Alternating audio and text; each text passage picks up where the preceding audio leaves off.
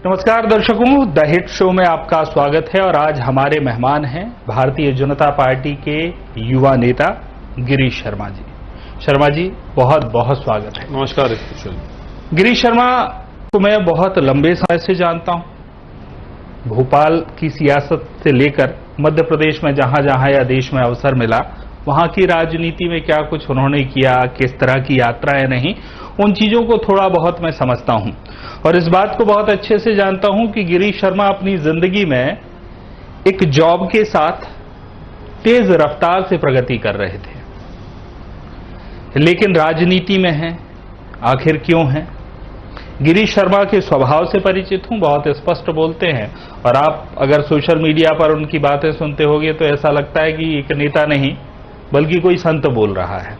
हालांकि इस उम्र में संत यानी रिटायरमेंट जैसी उपाधि देना उचित नहीं होगा, पर फिर भी उस विषय को हम छूने की कोशिश करेंगे कि आध्यात्म उनको कितनी शक्ति देता है और वो एनर्जी आती कहां से है, कैसे आती है। सवाल की शुरुआत पृष्ठभूमि कि आखिर सियासत की तरफ रुख क्यों किया, वहीं से शुरू करते हैं। शर्मा जी, एक जॉब में आप थे, साथ साथ में थोड़ा बहुत व्यावसायिक जो गतिविधियां हैं वो जीवन की चल रही थी, लेकिन अचानक जो एक मोड़ आया कि गिरीश शर्मा एक कंपनी के सीईओ से पार्षद बन गए, क्यों? देखिए किशोर जी, किसी भी व्यक्ति का जीवन वो व्यक्ति स्वयं निर्धारित नहीं करता। उस व्यक्ति के पूर्व जन्म के कर्म और पूर्व जन्म का उसका संचय किया हुआ उसका पुरुषार्थ, ये उसको अगले जन्म में एक नई दिशा, एक नई दर्शन की तरफ भेजता है। किसी भी व्यक्ति के शुरुआती जीवन की जो प्रक्रिया होगी, उस समय का संघर्ष उसका किस स्तर पर शुरू होगा और उसको किस स्तर पर किस दर्शन और किस दिशा की तरफ जाना है, ये प्रकृति ने निर्धारित कर रखा है। एक सामान्य मनुष्य का जीवन होता है कि वो अपना जन्म लेने के बाद, बाल्यावस्था के बाद जब युवा अवस्था में आता है तो वह अपने परिवार के भरण पोषण की नैतिक जिम्मेदारी का निर्वहन करता है और कहीं ना कहीं अपने परिवार को इतना सक्षम करता है अपने कंधों पर उस बोझ को रखकर कि अब काम, परिवार का भरण पोषण, ये सारी जिम्मेदारी मुझे निभानी है। एक सामान्य व्यक्ति की एक कल्पना रहती है। हम भी एक सामान्य परिवार में पैदा हुए। मेरे पिताजी पुजारी थे और पास में एक नरेला शंकरी ग्राम है, वहां पे सब बड़े सम्मान से उन्हें देखते थे। धर्म, कर्म, अध्यात्म जो मुझे परंपरा से मिला है उससे जुड़े हुए व्यक्ति थे, लेकिन उनकी आध्यात्मिक चेतना इतनी प्रबल थी कि उनने उस समय के दौर में जब ग्रामीण क्षेत्र काफी पिछड़े नजर आते थे और पिछड़ापन इतना था कि विकास की वहां कल्पना भी नहीं होती थी, कम पढ़े लिखे लोग हुआ करते थे, तो उसमें एक धार्मिक चेतना के माध्यम से, आध्यात्मिक चेतना के माध्यम से लोगों को विकास के प्रति जागरूक करने का काम भी वो करते थे। तो ये अपने पिता के पुण्य कर्मों का प्रभाव था जो मुझ तक पहुंचा है। कहीं ना कहीं वो धारा चलकर यहां तक आई। तो एक सामान्य जीवन हम सब जी रहे थे, जीवन में संघर्ष किया, पढ़े लिखे। उस समय की सरकारों में नौकरियों पर बैन था तो सरकारी नौकरियां मिली नहीं। कई बार कई इंटरव्यू भी दिए और हो सकता है नियति को यह मंजूर था, अगर उस समय कहीं इंटरव्यू देके हम कहीं बाबू या क्लर्क हो गए होते या किसी विभाग में नौकरी करके ऐसा कोई छोटा मोटा कार्य कर रहे होते, लेकिन ईश्वर को वो कार्य कराना ही नहीं था तो वो मिली भी नहीं। प्राइवेट सेक्टर में कदम रखा, हाउसिंग सेक्टर में बहुत साल काम किया, हमारे क्षेत्र में औद्योगिक क्षेत्र, इंडस्ट्री एरिया, वहां पे बहुत सारा काम किया। और निश्चित तौर पर व्यक्ति जो पढ़ता है उसके जीवन में वही काम उसको मिल जाए, ये बहुत कम लोगों के साथ होता है जो कुछ पढ़ते हैं और उसका अन्यत्र कोई ना कोई नई विधा में उसको जाना पड़ता है। तो एक बड़ी संघर्षपूर्ण गाथा में कहीं ना कहीं अपने आप को स्थायित किया था कि एक परिवार का भरण पोषण करेंगे, माता पिता, घर द्वार, जो भी जिम्मेदारी उसका निर्वहन करेंगे। लेकिन कुछ साल ये काम करने के बाद जब देखा कि हमारा क्षेत्र बहुत अति पिछड़े क्षेत्र में आता है और सामान्य सी बात है कि जो मूलभूत सुविधाएं होती है सड़क पगडंडी वाली सड़क, कोई बहुत बड़े 4 लेन रोड की आवश्यकता नहीं मानते थे उस समय लोग, कि पहुंच मार्ग हो, पीने का पानी हो, और कहीं ना कहीं ऐसा हो कि एक आम जनमानस तक जो मूलभूत सुविधाएं सरकारों के माध्यम से मिल जानी चाहिए थी इतने सालों में, वो पूरी हो जाएं। लेकिन देखा कि वो क्षेत्र पिछड़ा के साथ साथ अति पिछड़ा होता जा रहा था, उन क्षेत्रों की तरफ किसी का कोई ध्यान ही नहीं था। बातें बहुत सारी होती थी, चुनाव हर 2-5 साल में चुनाव होते रहते थे। तो जब देखा कि कोई जिम्मेदारी उठाने आगे नहीं आ रहा है, तो हम लोगों ने इस हमने विचार किया कि लोगों हमारा सिर्फ इतना अपने परिवार का भरण पोषण करके पालन करके इतिश्री कर लेना या वहां से पलायन कर देना, जो आज वर्तमान परिदृश्य में देखते हैं कि ग्रामीण क्षेत्रों में पलायन अधिकतर क्यों हो रहा है, क्योंकि वो विकास से पिछड़े हैं, रोजगार से पिछड़े हैं, शिक्षा व्यवस्था से पिछड़े हैं। जिस स्कूल में, हम तो सरकारी स्कूल में पढ़े हैं, सरकारी स्कूल के 2 कमरे का खंडर जैसा स्कूल होता था, बैठने तक की जगह नहीं, बारिश हो जाए तो वहां पानी आ जाता था। तो लगता था कि बेटियां 5वीं, 6वीं, 7वीं, 8वीं पढ़ने के बाद पढ़ नहीं पाती थी। उनका विवाह हो तो उनका विवाह ऐसे छोटे मोटे गांव में कर दिया जाता था। तो ये व्यवस्थाएं थी कि एक शिक्षा के स्तर को इस स्तर तक तो पहुंचाना कि हम अपने क्षेत्र के, अपने जिस क्षेत्र में हम निवास कर रहे हैं वहां के बच्चे इतने सक्षम तो हो जाएं कि वे अपने परिवार का भरण पोषण करने लायक, काम करने लायक इतना शिक्षा उनको मिल जाए। तो एक शिक्षा का एक हमने एजेंडा भी सेट किया था कि कहीं ना कहीं इतनी शिक्षा हम सब लोगों को देनी चाहिए। तो इसको करेगा कौन? कोई तो आगे आने था, तो मैं आगे आया।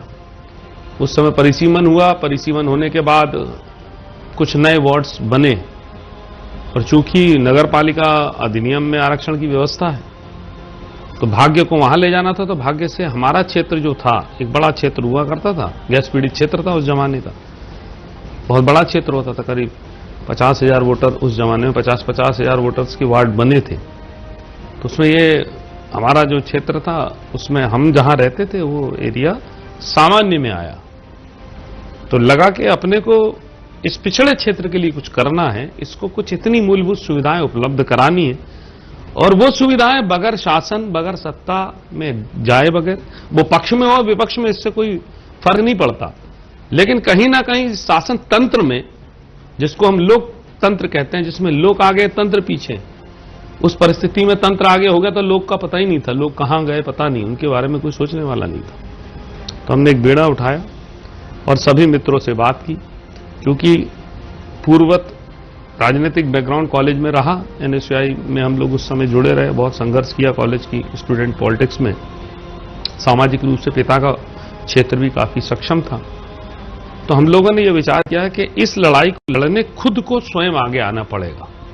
किसी दूसरे के रास्ते पे कई बार कर चुके थे कि लोगों के साथ भी दिया, लोगों को बढ़ाया भी, लोगों को आगे भी किया, लेकिन जो अपेक्षाकृत परिणाम हमें चाहिए थे वो नहीं उपलब्ध हो पा रहे थे। भारी बारिश के दिनों में मैं जहां रहता था, मेरे बगल में एक सड़क जाती थी, वो आगे जाके समाप्त होती थी बाईपास के पहले। एक दिन में 120 लोग गिरे, हमने काउंटिंग की, इतना कीचड़। तो जब पहुंचने तक की व्यवस्था नहीं, अगर प्रसव पीड़ा से कोई महिला को हॉस्पिटल भी ले जाना हो, तो यह स्थिति थी कि बारिश के दिनों में चतुर्मास में प्रसव पीड़ा से महिलाओं की मृत्यु हो जाती थी, बीमार व्यक्ति नहीं जा पाता था। तो ये बातें मन में कचोटती थी। तो हमने कहा कोई आगे नहीं आता तो हम स्वयं आगे आएंगे, और जो अपने मित्रवत संसाधन थे वो सारे संसाधन जुटाए, और इस चुनावी समर में कूदना हमने जरूरी समझा कि अब इस तंत्र व्यवस्था को कहीं ना कहीं अपने हाथ में लेना पड़ेगा, वो पक्ष में आए चाहे विपक्ष में आए। तो परिस्थितियां ऐसी बनी कि उस समय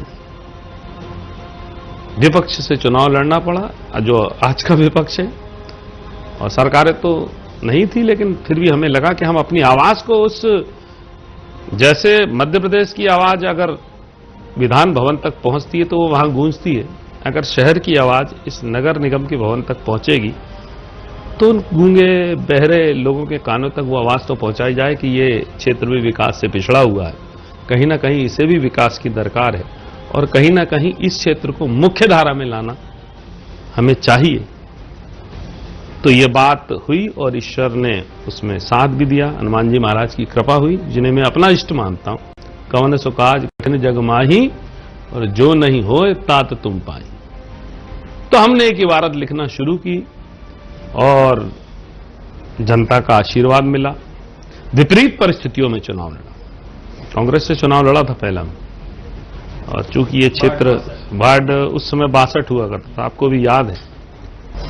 मुझे तो ये भी याद है कि एक कांग्रेस के बड़े नेता आए थे आपके चुनाव कार्यालय, और वो तैयारी देखकर बोले थे कि ये तो नगर निगम का चुनाव है, विधानसभा स्तर की तैयारी कर ली है। तो जो आप कह रहे हो उतनी एनर्जी आपने लगाई थी, चूंकि लंबे समय की प्रतीक्षा थी और अन्य लोग जिनके लिए तैयारियां की गई थी वो आपकी प्रैक्टिस थी, तो शायद यही कारण रहा कि जनता भी साथ आई। लोग गिरीश शर्मा से नहीं जुड़ रहे थे। लोग अपनी मुश्किलों से इतने तंग आ चुके थे, तो कहीं ना कहीं वो भी इस अंधेरे कमरे में एक छोटी सी रोशनी देख रहे थे। और उस समय कोई भी आगे आता, मैं नहीं होता, कोई भी आगे आता, तो लोग उसके पीछे खड़े होने को तैयार थे। परिस्थितियां ऐसी निर्मित हो गई थी, तो भारी संख्या में लोग एकत्र हुए। और विपरीत परिस्थितियों में भी, परिस्थितियां नहीं थी, अनुकूल नहीं थी, लेकिन प्रतिकूल परिस्थितियों में भी आम जनमानस का जो साथ मिला, आम जनमानस ने जिस ऊर्जा, जिस शक्ति और जिस सामर्थ्य के साथ दिया, तन से, मन से और धन से, क्योंकि हम तो एक गरीब परिवार के, छोटी सी नौकरी करने वाला व्यक्ति इतना महंगा चुनाव नहीं लड़ सकता था। लेकिन उस समय आम जनमानस का साथ मिला, और वो जनाक्रोश था, वो एक तरीके से आंदोलन बन गया, एक विकास का आंदोलन बन गया। और जिन अपेक्षाओं पे उनने चुना था, फिर हमारी परीक्षा भी ये थी कि उनकी अपेक्षाओं पे शर्मा बनवा पाए जिनसे परेशान हो रहे। अब मैं आपको बताऊं कि एक समय था, नगर निगम का दौर चलता था भोपाल में, और भोपाल का जितना नगर निगम का बजट होता था, उस सारा बजट का करीब 90% बजट पुराने शहर में खर्च हो जाता था। नए शहर से कोई वास्ता नहीं रहता था, क्योंकि सदर मंजिल का पुराने भोपाल में ऑफिस हुआ करता था, और पूरा का पूरा बजट ले जाके वहां पर बनी बनाई रोडों पे भी रोडें बनती थी। ये परिस्थितियां थी उस समय। लेकिन पहली बात, हम कुछ नए लोग यहां से चुन के गए, मैं ही नहीं जीता, और भी जीते 4-5 पार्षद। हम लोगों ने मेहनत की, माहौल बनाया। उस समय टिकट हम सब लोगों को मिला, कांग्रेस ने टिकट दिया था।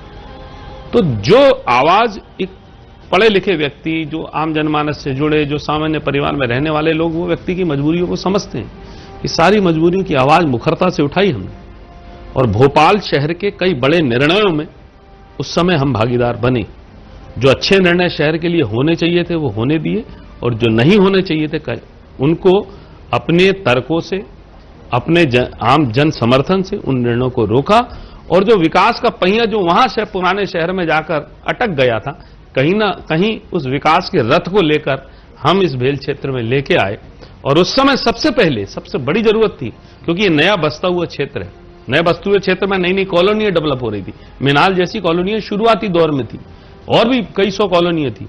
अब यह था कि इनसे प्रॉपर्टी टैक्स भी ले रहे हो आप, इनसे बिल्डिंग परमिशन के टाइम डेवलपमेंट चार्ज भी ले रहे हो, लेकिन इनको सुविधा मात्र में शून्य, न पानी दे रहे, न बिजली दे रहे, न मेंटेनेंस कर रहे, न कुछ कर रहे।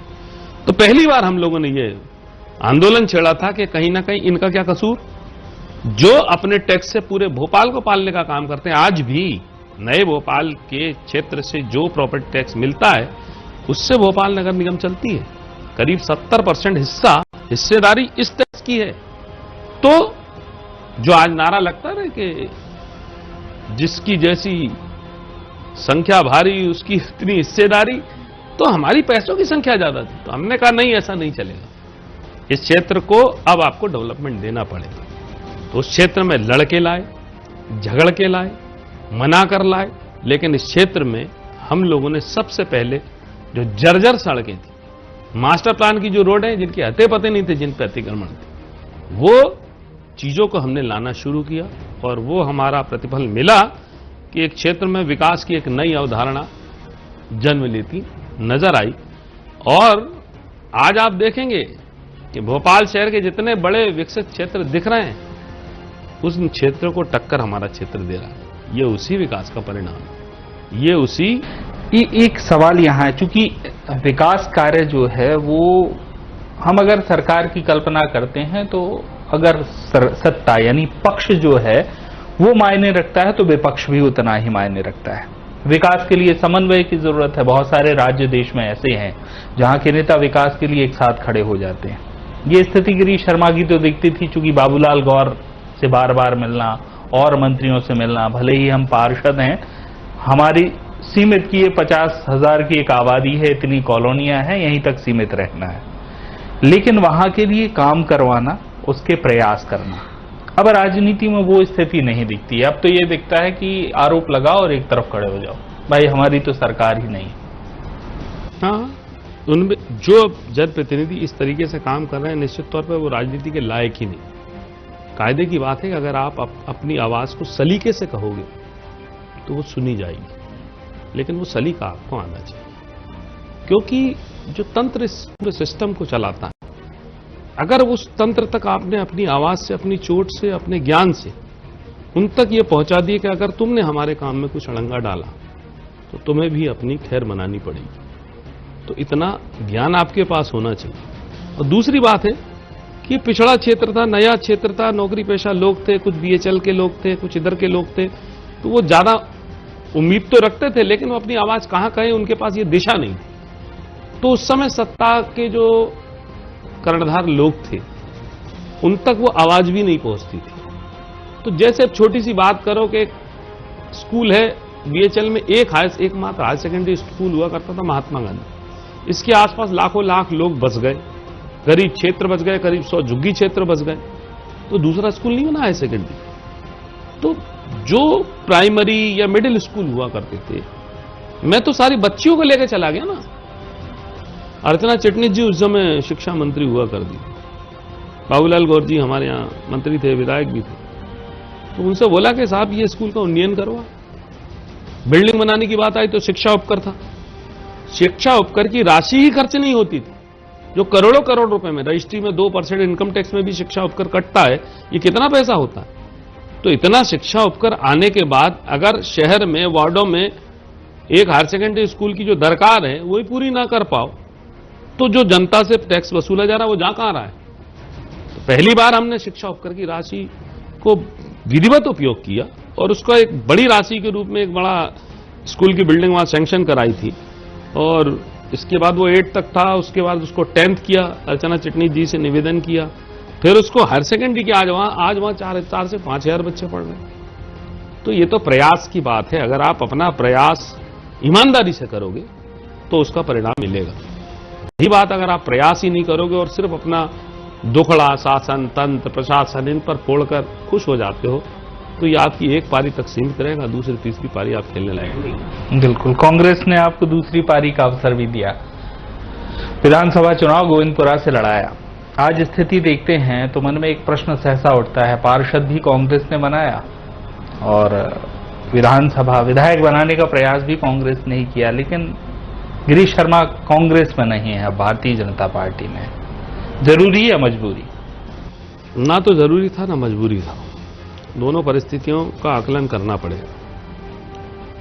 किसी विचार से आप जुड़कर, क्योंकि कोई भी दल हो, भारतीय जनता पार्टी हो, कांग्रेस हो, अन्य कोई दल हो, किसी न किसी विचार पर खड़े रहते हैं। जब तक दल में विचार प्रभावी रहता है तब तक दल भी प्रभावी रहता है। जिस दिन दल अपने विचार से अलग हो जाता है, अलग बात करने लगता है, तो वो दल नहीं दलदल हो जाता है। तो परिस्थिति ऐसी रही कि दूसरी बार भी दूसरे क्षेत्र से जनता ने जिताया, क्योंकि इस विकास का प्रमाण उनके पास था और इस प्रमाण की द्वारा दूसरे क्षेत्र से भी पार्षद बन गया। हाँ, वो 67 वार्ड, 67, उसमें भी हमने करीब 100 करोड़ से 150 करोड़ रुपए से वहां एक 40 साल पुरानी मास्टर प्लान की रोड को निकाला, और इतने संघर्ष के बाद निकाला, जो इस क्षेत्र का एक आइडियल बन गया, एक विकास का पैमाना बना। जो 40-45 साल से रोड उलझी कानूनी पचड़ों में, उसमें जमीन के अधिग्रहण में, लेकिन हमने निकाल दी। उससे 1 लाख लोग प्रभावित हो रहे थे, वो निकाली। तो करने काम अगर राजनीति में करना है तो आपको कर्मयोगी की तरह करना पड़ेगा, एक व्यवसायी की तरह आप राजनीति नहीं कर सकते। आप राजनीति करोगे उस दिन आपका व्यवसाय, परिवार सब समाप्त हो जाएगा, क्योंकि उतना समय आपके पास रहता नहीं। आपको जहां देना है, परिवार को दो तो 100% दो, नौकरी को दो तो अपना 100% दो, और राजनीति को दो तो अपना 100% 24 आवर्स का पॉलिटिशियन चलेगा। बात यह रही कि आप जो सवाल कर रहे हैं कि जहां 24 घंटे एक कर्म योद्धा की तरह राजनीति की जानी चाहिए, जब उन दलों में ऐसे लोगों का सम्मिश्रण हो गया, ऐसे लोग मठाधीश बन गए जो समय अनुसार मौके की राजनीति करने लगे और कहीं ना कहीं ये मेरा, ये अपना, ये पराया, इस तरीके की राजनीति करने लगे, विभिन्न गुटों में बंटने लगी राजनीति। तो एक हमें ये लगने लगा कि इतनी मेहनत के बाद 2018 में हम सरकार लेकर आए। मैं विधानसभा भी लड़ा तो इस क्षेत्र के इतिहास में सबसे ज्यादा वोटिंग हुई है उस 2018 में, करीब 2,20,000 वोट डला और 90-97,000 वोट पहली बार मैं कांग्रेस से ले आया। तो ये मेरा दम्भ नहीं है, ये मेरे कर्मों का प्रयास था और आम जनमानस का विश्वास था। तो आप जनता का विश्वास किसी भी दल में रहकर जीत सकते हो, ये बात, ये मिथक टूट गया कि यहां की जनता एक तरफा है। अगर आप पे वो विश्वास करती है और आपने अपना विश्वास अपने अंदर पैदा किया है तो वो आपके साथ खड़ी होती है। तो जनता का कोई दोष नहीं, वो खड़ी हुई आपके साथ और आपके साथ इतना बड़ा जनमत दिया। आज 60-65 हजार में मध्य प्रदेश के 40-50% विधायक जीत गए। हम तो 97,000 लेके हार गए, लेकिन ठीक है, जीत हार लगी रहती है। चुनाव में एक लड़ेगा, दो लड़ेंगे तो एक तो जीतेगा। स्वतंत्रता कहां महसूस होती है? वो राजनीतिक दल जहां थे आप, मतलब भारतीय जनता पार्टी और कांग्रेस, दोनों में किस दल में ऐसा लगता है कि हाँ, यहां स्वतंत्रता है राजनीति करने की?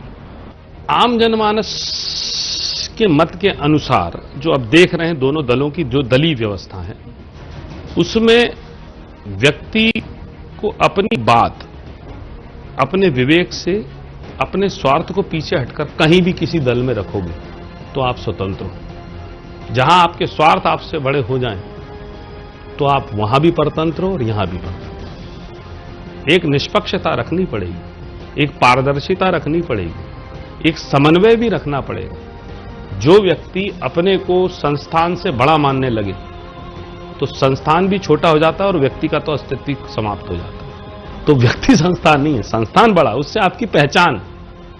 तो दोनों दलों में ये मैंने देखा है कि जब तक वहां ऐसी व्यवस्थाएं थी कि एक आम मुखर आवाज को मौका दिया जाता था, तब तक वो दल तरक्की कर रहे थे। जब आम ऊर्जा से भरे लोग, नए युवा लोग, उन लोगों ने उनकी आवाजों को बंद करना शुरू किया तो वो संकुचित हो गए। और आज परिस्थिति ऐसी है, कितने साल बाद वो एक हमारे भारतीय जनता पार्टी के बड़े नेता कहते हैं कि 18-19 साल बाद तो बच्चा पैदा हुआ था, उनने चूम चूम कर ही उसकी हत्या कर दी। तो वो 15 महीने की सरकार में हुआ तो जनता ने तो 5 साल के लिए आपको मैंडेट दिया था। अगर आप जनता की आशाओं पर खरे उतरते और उचित नेतृत्व को मौका देते तो ये परिस्थितियां नहीं बनी। नहीं, लेकिन कांग्रेस ऐसा नहीं कहती है कि वो जो सरकार है वो उनकी अपनी गलती से गिर गई। कांग्रेस तो ये कहती है कि भारतीय जनता पार्टी तो षड्यंत्र कर लेती है। अब आप चूंकि उस राजनीतिक दल के हिस्सा हैं, तो क्या आपको लगता है कि जो भाजपा है या वर्तमान राजनीति है उसमें सेवा कम, षड्यंत्र ज्यादा चलते हैं? मेरा यह मानना है कि षड्यंत्रों की राजनीति तो उस समय जब सरकार बनी थी तभी से शुरू हो गई थी। उस समय भारतीय जनता पार्टी नहीं थी। कमलनाथ जी मुख्यमंत्री बने और जो मंत्रिमंडल बना, बात वहीं से शुरू होना शुरू हो गई थी। मेरा अपना, मेरा अपना, मेरा अपना, और बाकी जो अपने थे वो पराये हो गए। कहीं ना कहीं आप अपने लोगों की शक्ति, लोगों की ऊर्जा, लोगों की प्रेरणा, लोगों की साधना, इन सबको दबाना शुरू कर दोगे तो कहीं ना कहीं से विद्रोह तो प्रकट होगा। और जो सक्षम लोग हैं वो दल की अपेक्षा नहीं रखते, वो दिल की अपेक्षा रखते हैं। अगर आप उन्हें दिल से मानते हो तो वो दल से अलग होकर भी बहुत सारी चीजें कर जाते हैं। तो उस समय की परिस्थितियां क्यों बनी कि इसी दल से छोड़कर, जिनके कारण, जिनके मुखर चेहरे के कारण, ज्योतिरादित्य सिंधिया जी के मुखर चेहरे के कारण, मुखर आवाज के कारण सरकार आई थी उस समय, उनको किन परिस्थितियों में इस दल को छोड़ना पड़ा, ये सवाल तो उस समय परिस्थितियों पर भी, पार्टी पर भी और प्रबंधन पर भी और संगठन पर भी खड़ा होता है। तो ये परिस्थितियां क्यों पैदा हुई, इसके आत्मचिंतन की आवश्यकता है। और आज भी अगर आत्मचिंतन नहीं किया तो अभी जो स्थिति है ना, इससे और नीचे जाएगी कांग्रेस। बहुत सारी खामियां हैं कांग्रेस में, ऐसा आपको लगता है? क्योंकि खूबी और खामी दोनों का आकलन होना चाहिए। सिर्फ आप अपनी खूबी का आकलन करो, खामी का। अच्छा, आप अभी जो कह रहे थे कि मेरा अपना, तो ये स्थिति तो भारतीय जनता पार्टी में वहां भी तो है, ये मेरा अपना। भारतीय जनता पार्टी में बहुत सारी चीजें ऐसी, ये संगठन यहां बहुत प्रभावी है और यहां हर कार्यकर्ता के लिए काम है और हर काम के लिए एक कार्यकर्ता है। इसमें एक अलग सम्मिश्रण देखने को मिलता है। ये पूरी पार्टी जो बूथ स्तर से बनने के भी बाद हाफ पेज के प्रभारी से शुरू होने वाली पार्टी और बूथ, मंडल, जिला, प्रदेश, इस पूरे संगठन से लेकर राष्ट्रीय नेतृत्व तक चलता है। इसमें एक पूरी एक संगठनात्मक संरचना है और इस संरचना से बाहर कोई चीजें नहीं होती।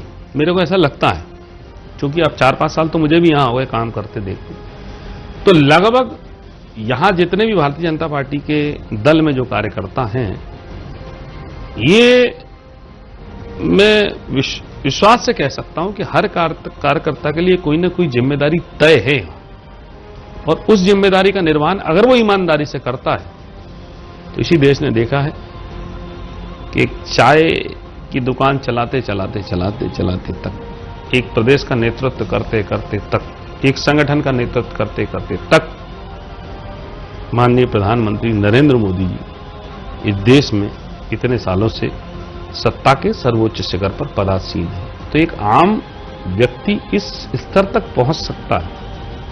एक आम व्यक्ति छोटे से गांव से होकर किसी प्रदेश का नेतृत्व कर सकता है। तो ये आप बातों में कहो मत, ये आपके कर्मों में भी परिलक्षित होना चाहिए, जो भारतीय जनता पार्टी में दिखता है। कहीं अपवाद स्वरूप कुछ परिवारवाद की चीजें रही हैं तो कुछ तो मजबूरियां रही होंगी। यूं कोई बेवफा नहीं होता, एक फकत आप ही मेरे न हुए, वरना दुनिया में क्या नहीं। बिल्कुल, आपने परिवारवाद की बात कही है। राजनीति में बड़ी मजबूरी सी नजर आती है, कोई भी राजनीतिक दल हो, कि भारतीय जनता पार्टी नहीं, कांग्रेस, हर जगह एक कि संगठन में अगर कोई निर्णय लेना है, संगठन की संरचना का निर्णय लेना है या विधानसभा चुनाव के टिकट बांटने हैं, तो ये नहीं देखा जाता है कि ऊर्जावान कौन है, ये देखा जाता है ब्राह्मण कौन है, ओबीसी से कौन आता है। ये लगता नहीं है कि जो जाति की राजनीति है वो कई बार सियासत को सही दिशा नहीं दे पाती। ऐसा क्यों, मतलब इतना प्रभावी क्यों है राजनीतिक समीकरण में जातिवाद, इतना हावी क्यों है? देखिए, एक पुरानी घटना बताऊं, 1928 में साइमन कमीशन आया था भारत में। उसके सारे सदस्य ब्रिटिश थे और साइमन कमीशन आया था पुनर्अवलोकन के लिए, जो भारतीय व्यवस्था है, जो उस समय का संविधान था, उसके पुनर्अवलोकन के लिए। उसका विरोध शुरू हुआ। उसका विरोध महात्मा गांधी ने नहीं किया था, उसका विरोध 2 लोगों ने किया। गांधी जी उस विरोध से बाहर थे। एक थे पंडित मदन मोहन मालवीय और एक थे गोपाल कृष्ण गोखले। पहली बार जातिवाद की बात और जातिवाद, वर्गवाद से प्रतिनिधित्व कैसा होना चाहिए, इसका आकलन करने के लिए साइमन कमीशन बना था। विरोध करने वाले कौन लोग थे? एक आध्यात्मिक पंडित जिसने बनारस हिंदू यूनिवर्सिटी की स्थापना की, और दूसरा आर्य सिद्धांत से प्रेरित गोपाल कृष्ण गोखले। एक भगवान को मानते थे, एक अपने दूसरी विचार पर काम करते थे, और दोनों के विचारों में मेल नहीं था। और दोनों लड़ किसके लिए रहे थे? जो निचला तबका है, जो गरीब तबका है, जो अनुसूचित जाति का है, जो जनजाति, जो पहली अनुसूची जहां से डेवलप हुई है वो वहीं से हुई है साइमन कमीशन के। तो लड़ने वाला एक ब्राह्मण, दूसरा एक वैश्य। तो ये बिल्कुल सवाल आज के दौर में बेमानी है।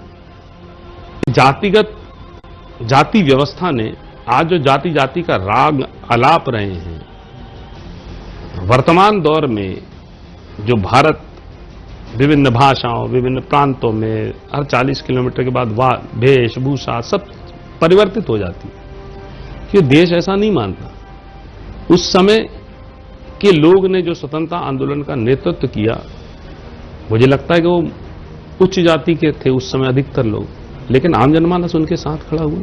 ये तो आपके नेतृत्व पे निर्भर करता है, क्योंकि आप जाति के दंश से, अगर जाति वर्ग भेद, फिर जातियों के अंदर जाति, इनमें अगर देश को बटेगा, देश बटेगा, तो मुझे लगता है कि देश के लिए सही नहीं। आज की जो वर्तमान व्यवस्थाओं के तहत चीजें चल रही है, निश्चित तौर पर उचित समय पर उचित नेतृत्व को मौका दिया जा रहा है। और यह जरूरी नहीं है कि जहां किसी जाति का बाहुल्य, वहां उस क्षेत्र का व्यक्ति प्रतिनिधित्व कर रहा हो। होशंगाबाद की सीट ले लो आप, उच्च जाति ब्राह्मण का बाहुल्य है वहां, लेकिन वहां देखो कितने समय से नेतृत्व दूसरा कर रहा है और अच्छा कर रहा है। तो जरूरी नहीं है। कुल्हाड़ी में लकड़ी का दस्ताना होता तो लकड़ी के कटने का रास्ता ना होता। ये भी एक पुराना शेर है, किसी ने कहा है। तो जाति, पंथ, मत, संप्रदाय, इनमें उलझे हुए देश को विकास की पटरी पर लाना कठिन होता है। पर विकास पर जो विकास है जिसकी आप बात कह रहे हैं, वो तो आरोप क्या लगता है कई बार साबित भी हो जाता है। भारतीय जनता पार्टी की बात कर लेते हैं। भारतीय जनता पार्टी की सत्ता है, पूरा सिस्टम भारतीय जनता पार्टी का है, केंद्र से लेकर राज्य तक। लेकिन आप रोज देखिए, कहीं कोई पटवारी तो कहीं कोई तहसीलदार तो कहीं कोई रिश्वत लेते पकड़ा जाता है। हम केवल भ्रष्टाचार को मिटा देने का नारा बोला, भ्रष्टाचार मिटता नहीं है। भ्रष्टाचार करने वाले कौन है? इसी देश के नागरिक है ना। और जब व्यक्ति का पालन पोषण शुद्ध रीति नीति अध्यात्म और धर्म से होता है, हम देखो विकास किसी अपने बच्चों को भी पढ़ा रहे हैं ना, तो कह रहे हैं डॉक्टर बनेगा, इंजीनियर बनेगा, आर्किटेक्ट बनेगा, कंप्यूटर साइंटिस्ट बनेगा। अरे अच्छा इंसान बनाना सबसे पहले जरूरी है। ये कोई नहीं कहता कि आप अच्छा इंसान बनेगा, हर काम में वो खुशी देगा, खुशी लेगा। आज जो लोग पकड़ा रहे हैं वो उसी मीमांसा का परिणाम है, और पकड़ा रहे हैं ना, यही तंत्र उनको पकड़ रहा है। तो इस तंत्र में जो इस प्रकार के दंश पोषित और पल्लवित हो रहे हैं, उन्हें ना कहीं पोषित और पल्लवित करने का काम भी हम लोग कर रहे हैं। जिस दिन नागरिक अपने अधिकार और कर्तव्यों का ज्ञान कर लेंगे, अब क्या हो गया, कर्तव्य सब मांग रहे हैं, हमारी मांगे पूरी करो। हर जगह एक नारा है, अधिकार की आवाज बुलंद हो रही कि हमारी मांगे पूरी करो, और कर्तव्य पीछे हो जा रहे हैं कि अगर सड़क पर कचरा पड़ा है तो उसे डस्टबिन में ही डालें। ये बात देश के प्रधानमंत्री को समझानी पड़ रही है इस देश को। अगर आपको जाना है तो लेफ्ट साइड चलना है, फुटपाथ चलने के लिए बने, ना कि अतिक्रमण करने के लिए बने। तो ये जो छोटी छोटी मानवीय स्वभाव की चीजें हैं ना, जब तक ये आत्मबोध, नागरिक बोध हमारे अंदर नहीं आएगा, तब तक इस व्यवस्था को कोई खत्म नहीं कर पाएगा। कोई कितना भी नारा लगा ले कि भ्रष्टाचार इस देश में जड़ मूल से खत्म हो जाएगा, नहीं। नागरिक बोध की आवश्यकता, और नागरिक बोध पर नागरिक शोध करना पड़ेगा, और नागरिक शोध जब होगा तब परिणाम प्राप्त होंगे। और इस देश से इन व्यवस्थाओं को धीरे धीरे, जैसे जैसे टेक्नोलॉजी बढ़ रही है, आज एक टेंडर पहले जब होता था तो वो कागज पे होते थे टेंडर, अपने अपने राम को बढ़ जाते थे, किस रेट में होते थे, क्या रेट। आज ऑनलाइन व्यवस्था आई ना, आज 20 से 30% उसी रेट पे जाकर टेंडर बिलो जाने लगे ना, तो क्यों जा रहे हैं? जैसे जैसे तकनीकी सूचना प्रौद्योगिकी आगे बढ़ेगी ना, फिल्टर लग रहा है। जनधन खाते खुले ना, पहले राजीव जी कहते थे कि हम 100 रुपए भेजते हैं, कितना पहुंचता है, 10 रुपए पहुंचता है। तो पहले व्यवस्था नहीं थी। आज करोड़ों करोड़ खाते से 1 क्लिक पर ट्रांसफर हो रहा है ना, तो ये व्यवस्था बनी है, तो चीजें भी रुकी है। तो धीरे धीरे थोड़ा समय लगेगा, इसमें समय तो लगेगा, और ये व्यवस्थाएं जो आज सुरसा के मुंह की तरह बड़ी हो गई थी, वो धीरे धीरे समाप्त होंगी। समय आ रहा है सबको, हर चीज में पारदर्शिता होगी, और जिस दिन पारदर्शिता हो जाएगी तो किसी के हाथ में ये ताकत ही नहीं रहेगी आज प्रॉपर्टी टैक्स में पहले लोग छोटा बड़ा कर देते थे, आज तो जीआईएस मैपिंग सर्वे है ना, सैटेलाइट आपके मकान की छत को नाप लेगा, कैसे छोटा करोगे? चीजें बन रही हैं, समय आ रहा है, टेक्नोलॉजी आ रहा है, अब तो एआई आ रहा है, अब तो एआई आ रहा है। जो काम मनुष्य करता था वो मशीनें करेंगी, वो भी समय आ रहा है। तो ये सब चीजों पे लगाम लग जाएगी और ये जो छोटे मोटे स्तर पे जैसे राजस्व का आकलन, जो राजस्व सीमाओं का आकलन है, उसको लेकर भी आयोग मध्य प्रदेश में बन गया, वो काम कर रहा है। तो पटवारी हल्का क्या होगा, तहसीलें क्या होगी, अपने मुंह से अपन कुछ भी कहते हैं, आज 4 तहसीलें यहां खुलेंगी, 2 तहसीलें नहीं, उसका भी जीआईएस मैपिंग हो रही कि राजस्व तहसीलें होंगी, पटवारी हल्का ये होगा, तो कैसे रिश्वत लेगा? सब चीजें ऑनलाइन आपको एक क्लिक पे आपके कंप्यूटर पे मिल जाएगी। तो आपकी तो नपती से लेकर नामांतरण तक खुद ऑनलाइन होने लगेगा। किस बात का पैसा? तो लोगों को ये समझ लेना चाहिए कि वो सुधरे ना सुधरे, टेक्नोलॉजी उनको सुधार देगी। बिल्कुल, यानी संस्कार पर एक बार टेक्नोलॉजी का अंकुश लग जाएगा। जो कुसंस्कार है, संस्कार पर तो लगेगा नहीं, क्योंकि संस्कार शब्द का यहाँ साक्षात्कार में उपयोग हो गया है। गिरीश शर्मा को हम सुनते हैं तो राजनीति पर कम बोलते हैं मंच पर, आध्यात्म पर ज्यादा बोलते हैं। ये इसका कारण क्या है? और आध्यात्म से इतना जो लगाव है वो क्या अंदर से कोई एनर्जी आपको दे रहा है? बिल्कुल, इस देश को, इस दुनिया को या उस पूरे ब्रह्मांड को एक महीन सा तार है जो जोड़ के रखता है, तो दिखता नहीं है। उसको किसी भी रूप में पूज लो, विभिन्न धर्म, संस्कृति, पंथ, संप्रदाय, मत में पूज लिया जाता है। जैसे हम भारत की बात करें तो भारत की आत्मा में सनातन है, जो अनादिकाल से है, और वही व्याख्या शंकराचार्य जी ने भी अपने समय पर की। पूरा पश्चिम उत्तर दक्षिण 4 पीठों की स्थापना करके उनने पूरे, उस समय हिंदू बहुल क्षेत्र था तो हिंदू सभ्यता ही थी, ये सनातनी सभ्यता थी। तो सनातन को जोड़ा एक महीन से तार से। वो तार है आपके, जिसको धर्म कह लें, पंथ कह लें, मत कह लें, अध्यात्म कह लें, ये एक महीन सा तार सबको जोड़े रखता है। किसी भी सभ्यता में चले जाएं, यूनान, मिस्र, यूरोपियन, अमेरिकन, जो भी किसी ना किसी माध्यम से एक ऐसे महीन सा तार है, वो अध्यात्मी है जो जोड़ के रखता है। जैसे राजनीति तो कई बार तोड़ने का भी काम करती है, लेकिन धर्म और संस्कृति हमेशा जोड़ने का काम करती है। तो जो व्यक्ति धर्म को मन में रख के राजनीति करेगा वो कभी पथभ्रष्ट नहीं होगा। तो धर्म, अध्यात्म हमारी आत्मा में बसता है और यह आत्मिक विषय है और हर व्यक्ति के मन में है, बस उसको जागृत करने की आवश्यकता है। और जब जब वो जागृत होता है तो निश्चित तौर पर श्रेष्ठता के नए परिमाण भी गढ़ते जाते हैं और नए प्रतिबिंब भी बनते जाते हैं। तो मेरा यह मानना है कि कोई भी व्यक्ति हो, किसी मत का हो, पंथ का हो, संप्रदाय का हो, धर्म का हो, वो अगर अपनी आध्यात्मिक शक्ति को जागृत करके रखेगा तो वो कभी पथ विमुख नहीं होगा। बिल्कुल, बहुत बहुत धन्यवाद गिरीश शर्मा जी समय देने के लिए। तो हमारे साथ गिरीश शर्मा जी थे और साक्षात्कार जहां खत्म हो रहा है, जहां उसको एक विराम दे रहे हैं, वो बहुत अच्छी बात है। और अगर राजनीति में इसको अप्लाई कर दिया जाए तो बहुत सारे संकट, यानी ना किसी एआई की जरूरत होगी, ना किसी टेक्नोलॉजी की जरूरत होगी। जब अंदर से ही आदमी शुद्ध हो जाएगा तो फिर सियासत भी अपने आप शुद्ध हो जाएगी। हिट शो में इतना है।